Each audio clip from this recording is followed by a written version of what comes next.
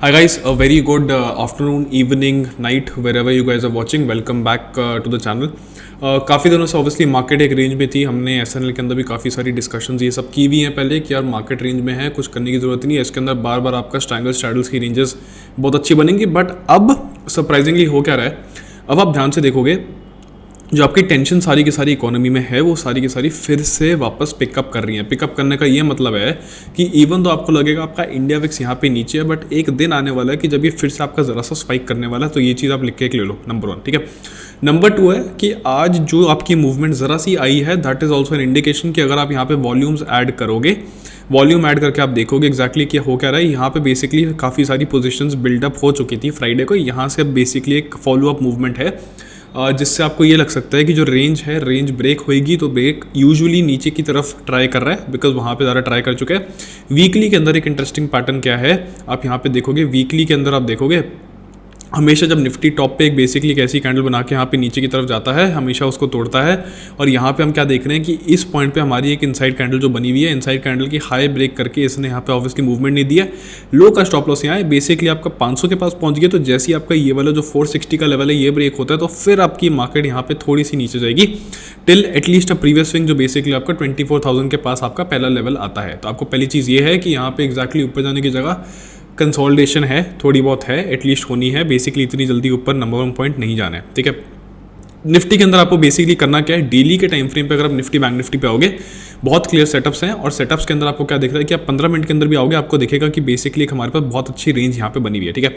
But इस range से मुझे फर्क नहीं पड़ता क्योंकि मैं रेंज के अंदर कर क्या सकता हूँ, मैं टॉप से ट्रेंड लाइन बनाऊंगा. बिल्कुल पीक वाले पॉइंट, इस पॉइंट से मेरा कुछ नहीं बनेगा. ठीक है.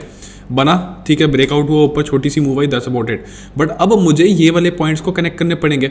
जैसे ही मैं इसको ट्राई करूंगा कनेक्ट करने का, मुझे दिख रहा है कि ये चीज़ मैंने कनेक्ट की तो यहाँ पे चलो ठीक है ब्रेकआउट नहीं हुआ, यहाँ पे ब्रेकआउट हुआ, यहाँ पे ब्रेकआउट नहीं हुआ.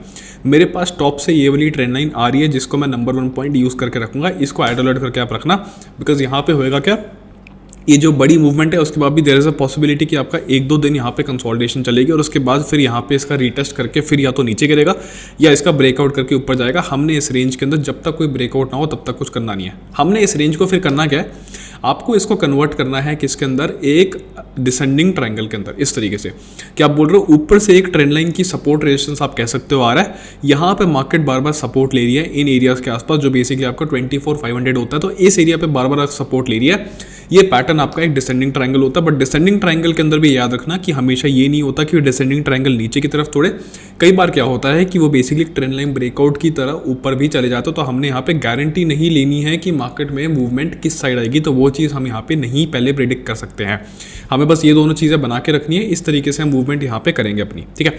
इसके अलावा एक आपके लिए बहुत अच्छा सेटअप है बैंक निफ्टी और एक और स्टॉक है, स्टॉक मैं बताता हूँ. लेकिन स्टॉक आने से पहले आप ये देखो कि बैंक निफ्टी के अंदर अगर आप डेली पे जाओगे, यहाँ पे हुआ क्या है कि इवन तो टॉप से आई है बिल्कुल सेलिंग थोड़ी सी, बट ये लाइफ टाइम हाई वाला लेवल था. यहाँ पे बताया था कि बैंक निफ्टी इवन तो रीटेस्ट कर चुका है यहाँ पे आके, बट हो क्या रहा है यहाँ पे सस्टेन करेगा थोड़ा बहुत. और यहाँ पे HDFC के अंदर भी होने क्या वाला है कि ये थोड़ा सा सस्टेन कर रहा है. इतना ज़्यादा लाइफ टाइम हाई पे कभी भी इसने सस्टेन नहीं किया है.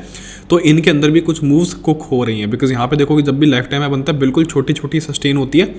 यहाँ पे भी छोटा सा सस्टेन करके नीचे आ गया, बट यहाँ पे लाइफ टाइम हाई पहली बार आप सस्टेन कर रहे हो. ठीक है. तो यहाँ तो ये है कि ये थोड़ा सा गिरेगा तो कम गिरेगा as compare to previous times. But यहाँ पे है कि सस्टेन करना इज बेसिकली गुड थिंग कि चलो ठीक है कल को आपके बाकी सारे स्टॉक्स नहीं चल रहे अगर तो, बट आपका बैंकिंग यहाँ पे फिर भी होल्ड करे बिकॉज बैंकिंग स्ट्रॉन्ग है. एंड स्पेशली आप देखोगे PSU बैंक्स आपके स्ट्रॉन्ग है. एक और स्टॉक बहुत अच्छा स्ट्रॉन्ग है वो है IREDA. आप यहाँ पे खोल के देखोगे इसमें आपका सेटअप बना हुआ है. सेटअप बेसिकली किस तरीके से बना हुआ है कि IPO के बाद चलो ठीक है कोई फर्क नहीं पड़ता आपको मिले ना मिले, 300 चला गया, रैंडमली कहीं भी बाय नहीं करते. मैं इसको बार बार रिपीट करता हूँ, जा रहा है जाने दो, कोई दिक्कत नहीं है, बट वो कभी वापस आएगा, अच्छा सेटअप बनेगा तब हम उसको देखेंगे. एग्जैक्टली इस पॉइंट पे हुआ क्या है, यहाँ पे आप देखोगे एक ट्रेंड लाइन टच है, दूसरा ट्रेंड लाइन टच है, तीसरा टच है और उसको यहाँ पे ब्रेकआउट दे चुका है. यहाँ पे ब्रेकआउट देने के बाद भी आपकी जो क्लोजिंग मिल रही है आपको, अगर आज के प्राइस के आसपास आप देखोगे आपको थोड़ी सी और नीचे के आसपास मिल रही है जो बेसिकली आपका 172 के लेवल्स के आसपास है. पोटेंशियल ये है कि थोड़ा सा ये और नीचे आएगा 167 170 के बिल्कुल जस्ट नीचे, वहाँ पे एक अच्छी बाय होगी और स्टॉप लॉस प्रीवियस इस वाले स्विंग के नीचे 150 के आसपास लगा के स्टॉप लॉस हो सकता है. ठीक है. ये एक इसमें ट्रेड बहुत अच्छी बन सकती है बिकॉज इसके अंदर ब्रेकआउट तो हो गया, बट आप नीचे से स्ट्रक्चर देखोगे, स्ट्रक्चर भी इसका काफ़ी ज़्यादा बदल गया. कैसे बदला है, यहाँ पे आप नीचे से देखोगे, यहाँ पे आपके हायर लोज की तरफ आपकी मूवमेंट जा रही है और यहाँ पे आपके हायर हाइस की तरफ आपकी मूवमेंट जा रही है। तो ये वाला जो स्ट्रक्चर है ये भी काफ़ी ज़्यादा चेंज हो गया है। प्लस यहाँ पे आप देखोगे इसके अंदर इस वाले एरिया के आसपास है, यहाँ पे कहीं एक छोटा सा टाइम पास करके सपोर्ट लेके 167 8 70s के लेवल पे आके फिर आपकी बेसिकली मूवमेंट होएगी। किस तरीके से आपका एक चैनल पैटर्न इस तरीके से बन सकता है और इसके अंदर ज़रा सा यहाँ पे सस्टेन करके 160 समथिंग के आसपास ये बेसिकली आपके फिर मूवमेंट यहाँ पे स्टार्ट कर सकता हो। तो basically worth which is a risk which is worth taking is going to be आईरीडा, जो आप बेसिकली देख सकते हो अपने रेडार के अंदर। Right, so with that note I end the video हो रहा है। Thank you guys for watching and I will see you guys tomorrow post market. Bye bye and take care.